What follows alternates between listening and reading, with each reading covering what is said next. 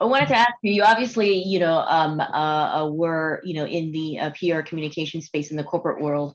A lot of what you're talking about, maybe people are like, well, how do I do that in a context where I have to sort of be professional, right? Like, how would you like,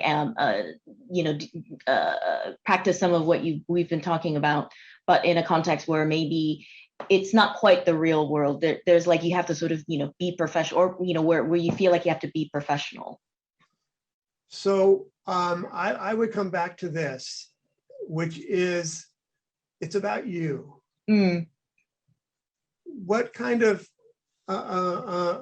someone who's like a manager, head of a department, who doesn't have a lot of self-knowledge, who is prickly, who is hard for other people to talk to, staff doesn't trust them. Who are you?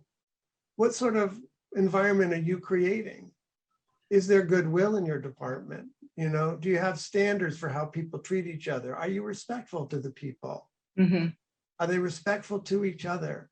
There's so much you can do as an individual to impact that culture. Yeah. And so the other thing that I would do, another aspect of it, is that when someone, I'll say on my team, they came to work and I could tell that they were not present, right? Something happened at home, something they were upset about something. And if I felt it was appropriate and I had the relationship to do it, I would invite them into my office and I would say, you seem like something's going on. I'd love to hear about it. Can you share it with me? And so they would tell me, yeah, I had this run in with my son before, and, I caught him smoking dope and whatever, right? And then just having that chance to tell me that story allowed them to calm down and then also now be present at work, right?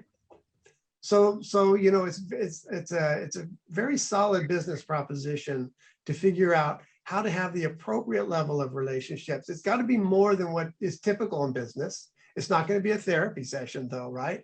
So there's some zone in between that I think we need to discover where we honor the whole person in an appropriate way that allows them to be human.